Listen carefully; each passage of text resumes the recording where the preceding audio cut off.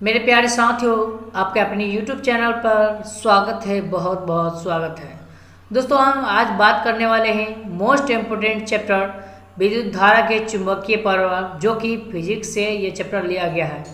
उसकी ये most important जो है ना, हम ऑब्जेक्टिव लेकर आए हैं। समझिए, आपको ना टोटल 35 ऑब्जेक्टिव देखने को मिलेगा। ठीक है, आपको है ना 35 ऑब्जेक्टिव को इस तरह से करना है ताकि एग्जाम में आपका है ना फुल मार्क्स आए। ठीक है, तो दोस्तों वीडियो में बने रहिए। उससे पहले आप मेरे YouTube चैनल पर नए हैं तो प्लीज़ चैनल को सब्सक्राइब कीजिएगा, बेल आइकन दबाना ना भूलिएगा। हाँ दोस्तों, अगर है ना वीडियो आपको अच्छा लगे तो प्लीज़ लाइक करके ज़रूर जाइएगा दोस्तों। तो दोस्तों, हम वीडियो को है ना स्टार्ट कर लेते हैं। चलिए दोस्तों, हम क्वेश्चन की तरफ बढ़ते हैं। तो दोस्तों, यहाँ पर पहला क्वेश्चन जो दिया हुआ है, समझिए कुछ इस प्रकार का क्वेश्चन दिया हुआ है। ठीक है, अब देख सकते हैं, आपके स्क्रीन पे दिख रहा होगा। लघु परिपथ यानी कि शॉर्ट सर्किट के समय परिपथ में विद्युत धारा का मान होता है। बहुत कम हो जाता है, परिवर्तन नहीं होता है, बहुत अधिक बढ़ जाता है, निरंतर नहीं होता है। तो दोस्तों, जब विद्युत सर्किट में बहुत शॉर्ट लगता है ना, तो उसमें विद्युत धारा का जो मान होता है बहुत अधिक बढ़ जाता है। क्या हो जाता है? बहुत अधिक बढ़ जाता है दोस्तों। तो चलिए दोस्तों, हम क्वेश्चन की तरफ अगला क्वेश्चन की तरफ बढ़ते हैं। तो यहाँ पर अगला क्वेश्चन दिया हुआ हमारे पास इस तरह का क्वेश्चन है। समझिए, अब देख सकते हैं यहाँ पर, आपको है ना दिख रहा होगा। समझिए, तो कुछ इस तरह का क्वेश्चन है। ठीक है, अब देख रहे हैं। समझिए, क्वेश्चन नंबर 2 दिया हुआ है। विद्युत जनित का सिद्धांत आधारित है। विद्युत जनित का सिद्धांत आधारित है दोस्तों। तो विद्युत जनित का सिद्धांत आधारित है धारा के उसमें प्रभाव पर, विद्युत चुंबकीय प्रेरण पर, विद्युत प्रेरित चुंबकीय तत्व पर, प्रेरित विद्युत धारा पर। तो दोस्तों, इसका जो राइट आंसर ऑप्शन नंबर क्या हो जाएगा?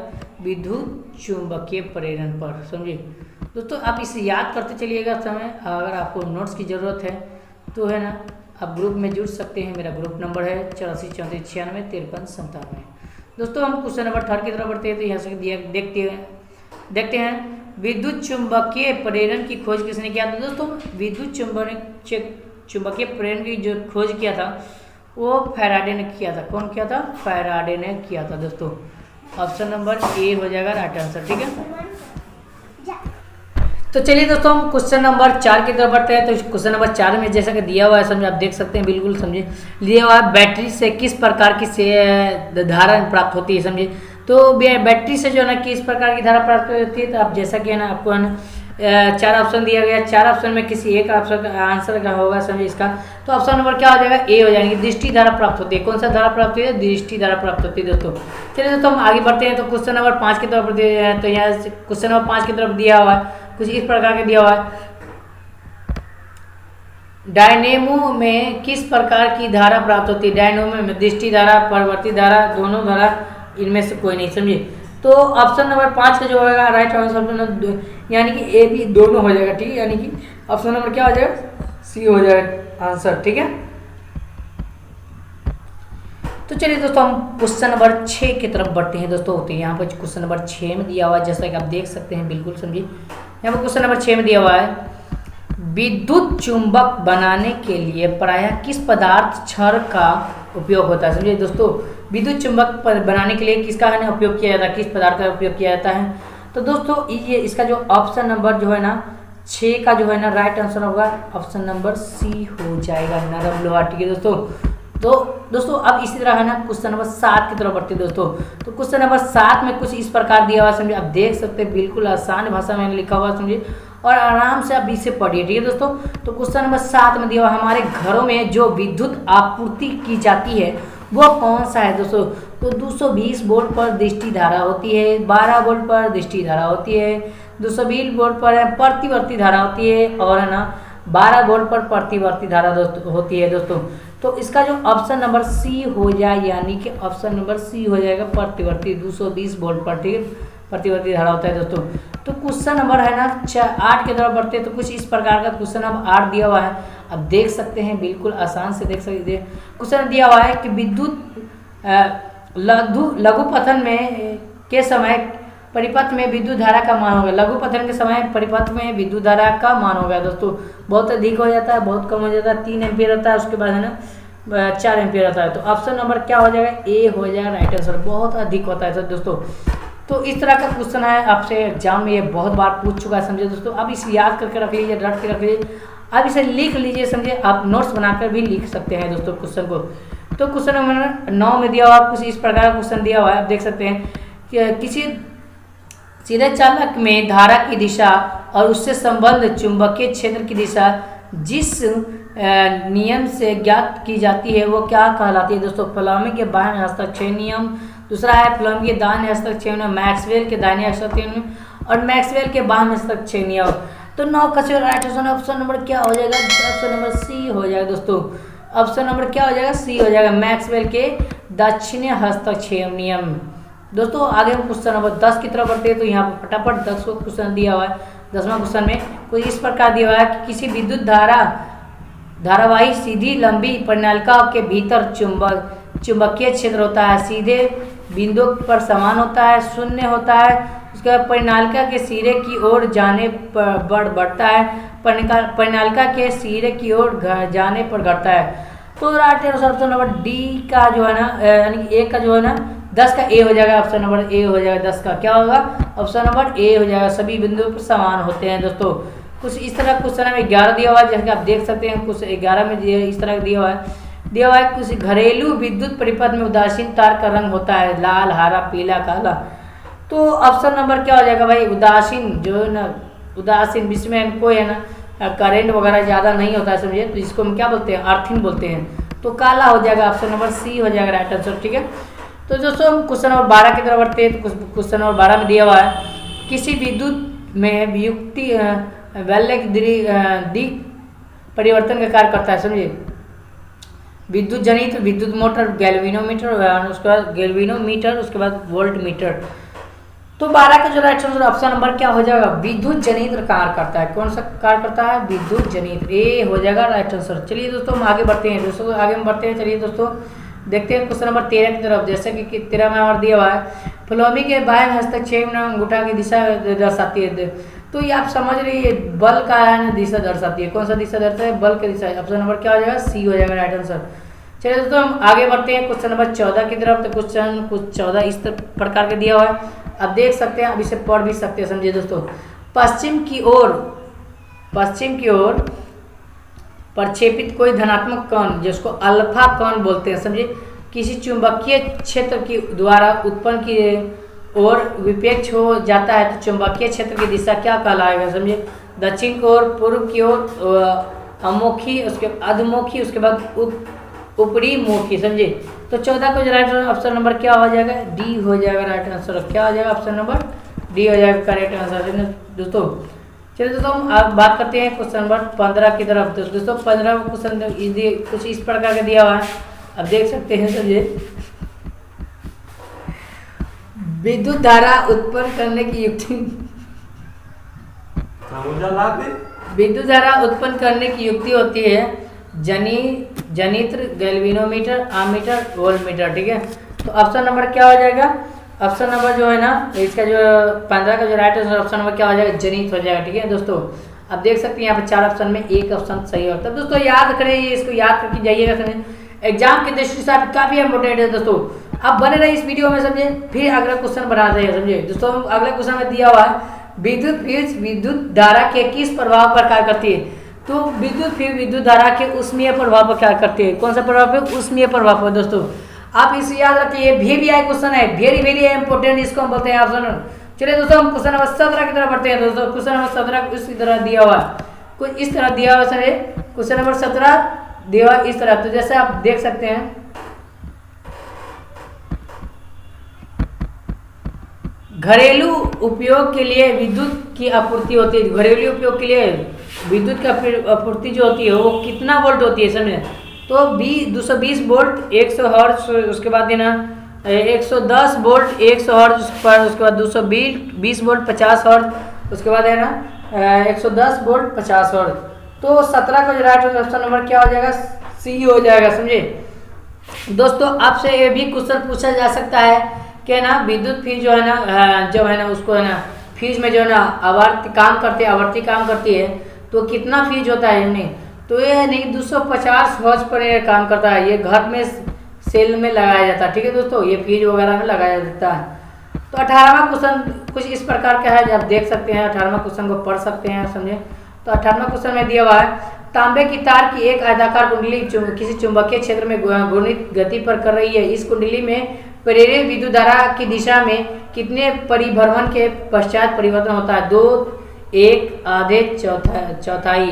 तो 18 का जरा ऑप्शन नंबर क्या हो जाएगा? 2 हो जाएगा, समझिए। ऑप्शन नंबर क्या होगा? ए हो जाएगा, यानी कि 2 हो जाएगा, ठीक है दोस्तों। यहाँ क्वेश्चन नंबर 19 की तरफ बढ़ते हैं। तो क्वेश्चन नंबर 19 दिया हुआ है, कुछ इस तरह का क्वेश्चन दिया हुआ है, आप देख सकते हैं, समझिए आप, है ना। चलो दोस्तों हम थोड़ा नीचे कर लेते हैं स्क्रॉल डाउन करके।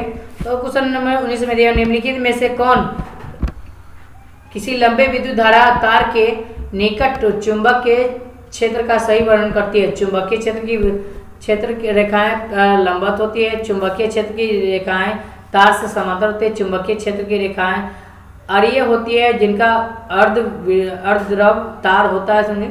और डी में आप देख सकते हैं, पढ़ सकते हैं, समझे। तो ऑप्शन नंबर क्या हो जाएगा? डी हो जाएगा, इसका राइट आंसर क्या होगा? ऑप्शन नंबर डी हो जाएगा, ठीक है दोस्तों। तो चलिए हम क्वेश्चन नंबर आगे तरफ बढ़ते हैं, 20 की तरफ। तो जैसे कि 20 में दिया हुआ है कुछ इस प्रकार का, आप देख सकते हैं, समझे। धीरे धीरे हम है ना आगे कर रहे हैं, समझिए आपके लिए।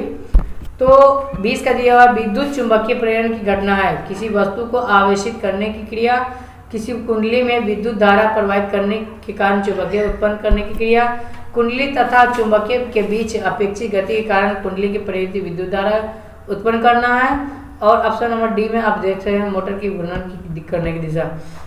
तो 20 का जो राइट आंसर ऑप्शन नंबर क्या हो जाएगा? डी, सी हो जाएगा दोस्तों। ऑप्शन नंबर क्या होगा? सी हो जाएगा राइट आंसर, ठीक है दोस्तों। अब हम बढ़ते हैं क्वेश्चन नंबर 21 की तरफ। तो क्वेश्चन नंबर 21 इस तरह कुछ दिया हुआ, ठीक है दोस्तों। तो क्वेश्चन नंबर 21 में दिया हुआ है, किसी एसी जनित तथा डीसी जनित के एक मूलभूत अंतर यह है, एसी जनित के विद्युत चुंबक होता है जबकि डीसी मोटर के अस्थायी चुंबक होता है। बी में दिया हुआ है, समझिए कुछ इस प्रकार का। बी में दिया हुआ है, डीसी जनित उच्च वोल्टा का जनन करता है। अगला दिया हुआ है, एसी जनित उच्च वोल्टा का जनन करता है। और डी में दिया हुआ है, एसी जनित में विल्य होते हैं जबकि डीसी जनित में दिक् परिवर्तन होता है, समझिए। तो 21 का जो राइट आंसर ऑप्शन नंबर क्या हो जाएगा? डी हो जाएगा राइट आंसर। ऑप्शन नंबर क्या हो जाएगा भाई? डी हो जाएगा राइट आंसर, ठीक है दोस्तों। हम आगे बढ़ते हैं, कुछ इस प्रकार के दिया हुआ, समझिए अब यहाँ देख सकते हैं। आगे दिया हुआ है कुछ इस तरह का, घरेलू वायरिंग में 3 तार होते हैं, गर्म, जीवित, ठंडा, उदासीन और भूयोजित। इनमें तारों के रंगों के होते हैं क्रमशः लाल, हरा, काला, हरा, काला, लाल, उसके बाद काला, हरा, लाल, उसके बाद लाल, काला, हरा, उसके बाद काला, लाल, हरा, ठीक है। तो ऑप्शन नंबर आपको देखना है, समझे कौन होगा राइट आंसर। तो ऑप्शन नंबर क्या हो जाएगा? सी हो जाएगा राइट आंसर। लाल, हरा, लाल, काला, हरा होगा, ठीक है दोस्तों। तो क्वेश्चन नंबर इस तरह का है ना दिया रहेगा आपके एग्जाम में, तो आप आराम से याद कर लिए, क्योंकि हमारे घर में जो है ना पहले लाल तार, उसके बाद काला तार, उसके बाद हरा तार लगाया जाता है दोस्तों। तो इसका जो दोस्तों क्वेश्चन नंबर आगे दिया हुआ है कि छड़ चुंबक के अंदर चुंबकीय क्षेत्र रेखाओं की दिशा होती है उत्तर ध्रुव से दक्षिण ध्रुव की ओर, ठीक है दोस्तों। तो क्वेश्चन नंबर 24 की तरफ देखते हैं। तो क्वेश्चन नंबर 24 में दिया हुआ है कुछ इस तरह का, क्वेश्चन नंबर 24 में दिया हुआ है, चुंबकीय क्षेत्र की तीव्रता का मात्रक क्या होता है? Newton ampere metre square, newton ampere newton पर इसको बोलते हैं, ठीक है। ऑब्लिक को क्या बोलते हैं? पर। न्यूटन एम्पियर स्क्वायर मीटर, उसके बाद न्यूटन स्क्वायर एम्पियर मीटर। तो ऑप्शन नंबर क्या हो जाएगा भाई? इसका बी हो जाएगा राइट आंसर, ठीक है दोस्तों। हम आगे बढ़ते हैं, तो ऑप्शन नंबर यानी कि 25 की तरफ बढ़ते हैं। 25 में कुछ इस प्रकार का दिया हुआ है, आप देख सकते हैं। 25 में दिया हुआ एक वृत्ताकार कुंडली में धारा प्रवाहित की जा रही है, कुंडली के कारण चुंबकीय क्षेत्र की तीव्रता अधिकतम होगी केंद्र पर तार की सतह पर, कुंडली से बाहर, कुंडली के अक्ष पर, परंतु केंद्र से दूर। तो 25 का जो राइट आंसर ऑप्शन नंबर क्या हो जाएगा? ए हो जाएगा, केंद्र पर होता है, ठीक है दोस्तों। कहाँ होता है? केंद्र पर होता है दोस्तों। 26 की तरफ देखते हैं। तो क्वेश्चन नंबर 26 में दिया हुआ कुछ इस तरह का, क्वेश्चन नंबर 26 में दिया हुआ है, एक गतिमान आवेश उत्पन्न करता है केवल चुंबकीय क्षेत्र में, केवल विद्युत क्षेत्र में, चुंबकीय और विद्युत दोनों में, इनमें कोई। तो ऑप्शन नंबर क्या होगा? सी हो जाएगा राइट आंसर। ऑप्शन क्या होगा? सी होगा राइट आंसर। 27 की तरफ बढ़ते हैं तो 27 में कुछ इस तरह का दिया हुआ क्वेश्चन, ठीक है, आप देख सकते हैं। चुंबकीय फ्लक्स का मात्रक क्या होगा? वेबर या पर मीटर स्क्वायर, वेबर या उसके बाद न्यूटन या पर मीटर स्क्वायर, एम्पियर या पर एम्पियर मीटर। तो ऑप्शन नंबर क्या हो जाएगा? चुंबकीय क्षेत्र का फ्लक्स जो होता है वेबर होता है। क्या होता है? वेबर होता है। कुछ इस तरह का दिया हुआ, ठीक है दोस्तों, आप इसे आसानी से याद कर लीजिए दोस्तों। तो क्वेश्चन नंबर हम 28 की तरफ बढ़ते हैं। तो क्वेश्चन नंबर 28 में दिया है, जैसे आप देख सकते हैं, कौन सा विद्युत क्षेत्र का मात्रक नहीं है भाई? तो ऑप्शन नंबर क्या हो जाएगा? न्यूटन पर एम्पियर, न्यूटन मीटर, न्यूटन या पर मीटर स्क्वायर, ठीक है। क्वेश्चन नंबर 29 की तरफ 29 में दिया हुआ है, विद्युत धारा उत्पन्न होती है डायनोमीटर से, ट्रांजिस्टर से, डायनमो से, मोटर से। तो ऑप्शन नंबर क्या हो जाएगा? सी हो जाएगा राइट आंसर, ठीक है। ऑप्शन नंबर क्या होगा? सी, डायनमोमीटर से।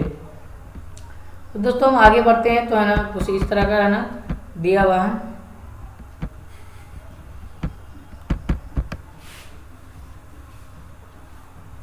तो इसमें क्वेश्चन दिया हुआ है, उसकी यांत्रिक ऊर्जा को विद्युत ऊर्जा में बदलने का उपकरण क्या भाई? तो जनित यानी कि डायनमो, ठीक है, इसके द्वारा ना किया जाता है, ठीक है, बदला जाता है। दोस्तों 31 में दिया हुआ है इस तरह का, 31 में दिया हुआ है, विद्युत परिपथ में विद्युत फ्यूज जोड़ा जाता है किसके द्वारा? अर्धचार में, उदासीन तार में, विद्युतमीय तार में, ठंडा तार में। तो 31 का जो right answer option number C हो जाएगा दोस्तों। ऑप्शन नंबर क्या हो जाएगा? सी हो जाएगा राइट आंसर, ठीक है दोस्तों। तो हम आगे बढ़ते हैं, कुछ इस तरह का क्वेश्चन दिया हुआ है 32 में। तो 32 में दिया हुआ है, परिवर्तित धारा जनित से कैसे धारा मिलती है? समझिए, दृष्टि धारा मिलती है। कौन सा धारा मिलती है? दृष्टि धारा मिलती है दोस्तों। 33 में दिया हुआ कुछ इस तरह का क्वेश्चन, तो आप देख सकते हैं यहाँ पर लेना, चुंबकीय क्षेत्र रेखाओं की ध्रुवण निकलती है, समझिए, उत्तरी ध्रुव से, दक्षिणी ध्रुव से, चुंबकीय ध्रुव से, दोनों से। तो 33 का जो राइट आंसर नंबर क्या हो जाएगा? ए हो जाएगा राइट आंसर। क्या होगा? ऑप्शन नंबर ए हो जाएगा, उत्तरी ध्रुव से निकलता है दोस्तों।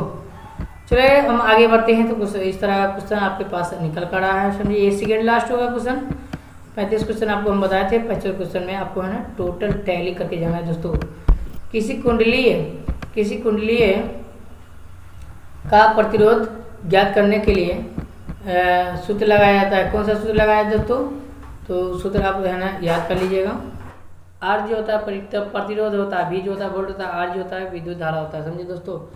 तो 34 का जो राइट आंसर ऑप्शन नंबर क्या हो जाएगा? सी हो जाएगा राइट आंसर। क्या होगा? ऑप्शन नंबर सी, यानी कि वी बाई आई होगा दोस्तों। आर बराबर वी बाई आई से याद रखिएगा दोस्तों। ये हमारा लास्ट क्वेश्चन आपके पास आया, ठीक है दोस्तों। कुछ इस तरह का क्वेश्चन है, आप देख सकते हैं। डायनमो से किस प्रकार का धारा प्राप्त किया जाता है? दृष्टि धारा, प्रतिवर्ती धारा, ये धारा, उसके बाद इनमें से कोई नहीं। तो ऑप्शन नंबर 35 का जो राइट आंसर ऑप्शन नंबर क्या होगा? दोनों होगा, ठीक है, प्रतिवर्ती धारा, दृष्टि धारा दोनों लगाया जाता है दोस्तों। तो फिर मिलते हैं नेक्स्ट वीडियो में। वीडियो अच्छा लगेगा प्लीज़ लाइक कीजिएगा, शेयर कीजिएगा दोस्तों के पास, और चैनल को सब्सक्राइब करना ना भूलिएगा दोस्तों। फिर मिलते हैं नेक्स्ट वीडियो।